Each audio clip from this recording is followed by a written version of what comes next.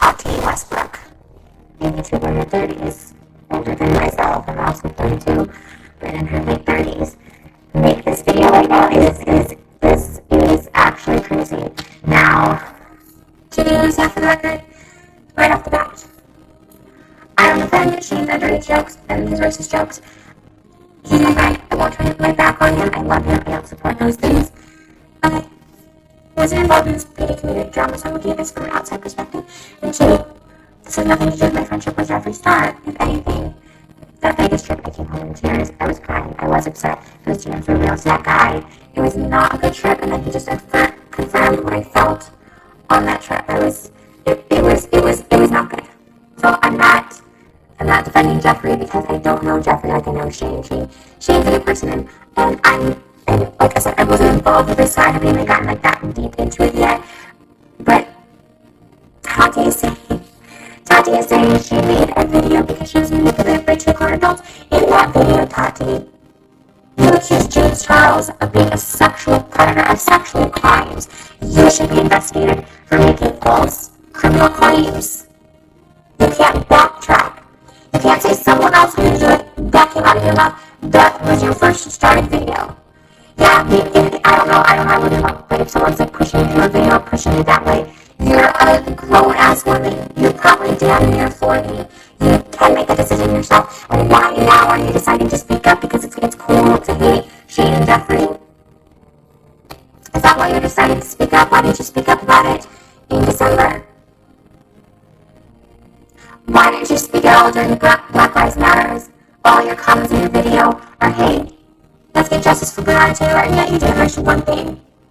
Were you scared to mention George Floyd, Breonna Taylor, Black Lives Matter in June because of this scandal? It's bullshit. Like, it's such bullshit right off the bat. And again, I'm not defending Shane in this. I don't know what's happening, and I'm sure it's not defending Jeffree. But think of the grand scheme of things here. We are in the midst of a pandemic, of a racial movement, and this girl is concerned about letting people know that she was kind of pushed into doing a video about James Charles, that you were salty as fuck, that he promoted a different hair company, hair vitamin crown, you know what the fuck, you were better. Like, just say that and you threw in a sexual assault. It's like you went above and beyond, like, hey, I heard you were a sexual predator, trying to get, like he said himself, he was at your dinner table, saying how he was trying to get straight guys and trick them or whatever the fuck you said. This is crazy. This is so crazy to see this. I think, yeah, you know what, I think a lot of people should take down going on to shit. And guess what? Shane's YouTube has been demonetized. Shane's not going to be posting on social media. He's taking the punishment of whatever crimes, which aren't even criminal, of this really poor, disgusting, tasteless comments and jokes that he's taking responsibility for. We haven't heard shit from Jeffree. But now we're hearing from this girl that she's scared, and in the midst of all this crazy shit in the world, she's bringing it back to fucking last year and being like, actually, I was like kind of manipulated into doing this video, bitch. What you did is a crime. You falsely accused someone else of sexual assault. You should be investigated. How did you change this? That she allowed herself to be poisoned and weaponized against you. Your apology to you should be like, hey, I'm sorry, I accused you of being a sexual predator, something you could go to jail for. And that should be your apology, because you just said, not 2 seconds before this, that you know you're a grown woman and you're smart. Apologize for, yeah, I was fucking bitter that you promoted a fucking hair vitamin bullshit, whatever the fuck. And then I'm also sorry that I accused you of being a sexual predator. And that's also not what he's being accused of, because you started that video and you put that out there. You heard that there was victims coming out about James Charles in order to get his phone down. You decided to make the biggest hit piece in the history of YouTube. So was it Shane and Jeffree who pushed you into the video, or were you scared that sexual victims were about to come out, so you wanted him to put his phone down by making a crazy hit piece from one of his best friends? If you were that concerned when you put his phone down, maybe call and be like, hey, I heard that you were a sexual predator and victims are coming out, like, be prepared, not let me also put 55 million people against you. And she says the only reason she took that video down was per the request of YouTube, saying it was a bad look for them. you didn't feel sorry. Like, you were like, oh, yeah, I fucked up. You didn't reissue an apology to James publicly until now. Until Shane and Jeffrey are in hot water, you could have reissued an apology to James even in December if you felt like your safety was at risk. Some of it has also been overly dramatic over stupid situations like this, like you collabing with Jeffree Star and Jaffe and not liking it, and just like just so much bullshit. Like she's literally crying and pausing to cry because she paused to cry right before she mentions trying to connect Jeffrey with a charity thinking that could help him, and she also just realized he can't change. You don't need to cry over this stuff. You know what we can cry over? Cops not arresting Breonna Taylor, like your comments say, how about we mention that once? You mentioned your charity, how about mentioning Black Lives Matter movement? Because when all that was happening, you were still silently with the only person online that didn't say a fucking thing. I wonder why. Like, I wonder why, like, honestly, all of this stuff, like, the fact that she's crying over this stuff, when literally, still to this day, there's no justice for Breonna Taylor and other Black people who have lost their lives. Zero justice for the killers for doing nothing but being Black, but yet she's crying over hair vitamins, her friendship with Jeffrey, and how she thinks Shane and Jeffrey, who she's only met Shane one time, bullied her into this video. Again, I want to make it clear, I'm not deflecting or defending past behavior, so I will say it again. Like, Shane owned up to his shit, still waiting for Jeffrey's apology. I will make it clear that Shane is literally my brother. I will never stop loving him. Like, it's like my family, it's like my mother, it's like my sister. If any of this has happened, I'm not gonna just be like, well, fuck off. Jeffrey, on the other hand, there was a lot of shady shit. It's petty shit. It's shit that I did not address. Okay, that I did not just, I can apologize without fucking crying right now, okay? Because I'm 32 fucking years old. Okay, I can apologize to Tab. I wasn't, like, the DMs I sent him were real. I apologize for saying that they weren't. They were real.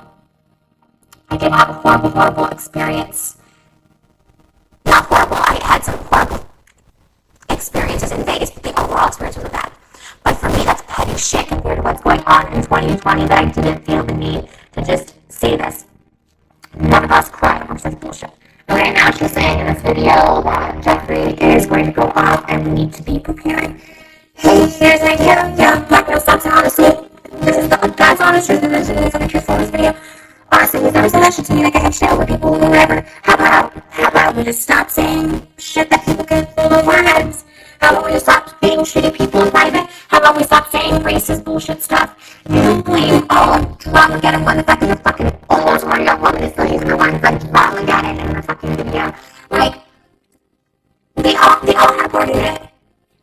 Manny has said racist things, Lauren Lee has said racist things. Pretty much everybody does, but how about now in 2020, 2019, 2018, 2017? How about we just stop saying that shit? And then there's nothing to be held over your head. What are you scared of Jeffrey gonna come out with? If he tries to violently hurt you, he's gonna go to jail. If there's some shit that you should have been said that's coming out, then don't fucking be a shitty person and talk shit about my music. You know what? Say what you want about me, say I'm not mad at shit, but I say my shit to the person I need to say shit to, so I'm gonna come behind your back. I don't really have much shit to say about people, but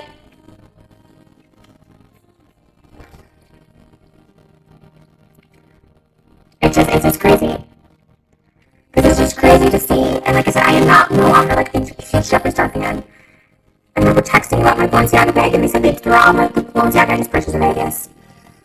I remember they gave me a gift, and because they ditched me that night so I couldn't go out to dinner, I stayed back in the hotel room, and then when I had to go get my camera out of the gift he gave me, which was a Louis Vuitton blue key ball, they gave to Rich Lux, and his text, he said, oh, sorry, we gave that, you didn't come out with us, so I gave your bag to Rich Lux, a Louis Vuitton blue bag, which I guess got stolen. I have my own shit with him, okay, I do. This is not deflecting, oh, Jeffrey's my friend or whatever, you know. Because that was bullshit, and, you know, but at the same time, I can't deal with this person just piling all this on now that they're in hot water. You know, especially now in 2020, because guess what? The cops that killed Breonna Taylor are fucking arrested, saying we need to forgive already in advance for the people Jeffrey is holding hostage with his back. How do we know what these people said? What if these people are mocking races, disabled people, threatening to kill someone? laughing over death. I've heard people mock people's deaths. And so we should just blindly forgive? Yeah, recording people and releasing DMs and shit is bullshit. That's why I was mad at Tab for fucking releasing our DMs, because I went to him in confidence. He said he was going to make a video. I said, hey, I am kind of like nervous to talk about Jeffrey right now. Please don't release this, and did. I hate that bullshit. I hate releasing voice memos. I hate all that bullshit. Say your piece, and if it comes to court or whatever, let legal decide. Doing all this bullshit, secretly recording and shit, that's fucked up too. I'm not going to lie. But don't just automatically be like, we need to forgive these people. Bitch, what's he got? What does he got on you that you're like, okay, let's just like forgive? Not if people are fucking racist behind closed doors. Not if people are fucking hateful and mean behind closed doors. She's crying over the thought of footage being released and scared that people won't forgive rich ass influencers for saying fucked up shit behind the scenes, because they all portray themselves as goody, goody, goody. Hey, who's not getting fingers pointed at right now? Hey, fucking me, because hey, guess what? I'll say if I'm problematic. I'll say I'm fucking sorry. I own up to my shit. I don't portray myself to be goody goody. I'm so clean and pure and just, no, like I do fucked up shit like every fucking human being. So does Tati. So does James Charles, okay? They're either better at covering it or they don't address it, because that's the golden rule. That's the fucking David Dobrik rule. Don't address shit and it goes away, because it does. Look at this shit. All this is like cloud and smoke and mirrors. So fucking David and his squad and other people being fucking racist and shit on YouTube can slide once again, and Breonna Taylor can no longer be trending because fucking Tati, whatever the fuck is trending. It's smoke and fucking mirrors. It's so disgusting. Bitch, stop crying over people that are rich ass influencers saying shit that could be exposed. Stop crying over that. Jeffrey might be pissed at me for this. Whatever I said. Expose it, or I know who I am behind closed doors. I know who I am talking to people. Okay, I don't even think I can get through this video. Bitch, you're almost 40 and you're still talking about people. Don't cancel people. Nobody can cancel anybody.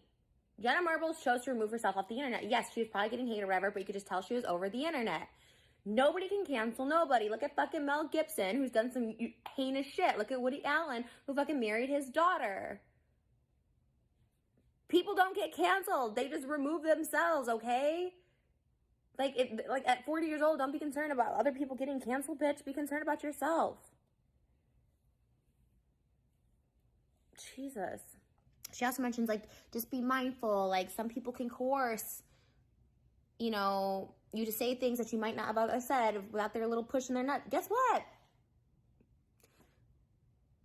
I don't know. My whole life, if someone's like, people don't just coerce me to say things I want to necessarily. There's not gonna be shit of me saying like, I don't even know what she's like even like referring to, but she said James was a sexual predator in her original video. There's no video of me just calling someone a sexual predator because someone else is saying it or I'm pushed to say it. Those are serious accusations. At 32, which I am now, at your age, which is almost 40, at 20, at 18, no one's pushing me to say stuff like that. That is incriminating. Imagine two people in their mid to late 30s talking about a 19-year-old. Bitch, you also partaked in this. You remember that he said, oh, James actually won a Nikki tutorials. Who the fuck cares who wanted who with a fucking collab? Like, is this all people have is fucking YouTube? Shit. She starts crying over her beauty brand taking a toll. But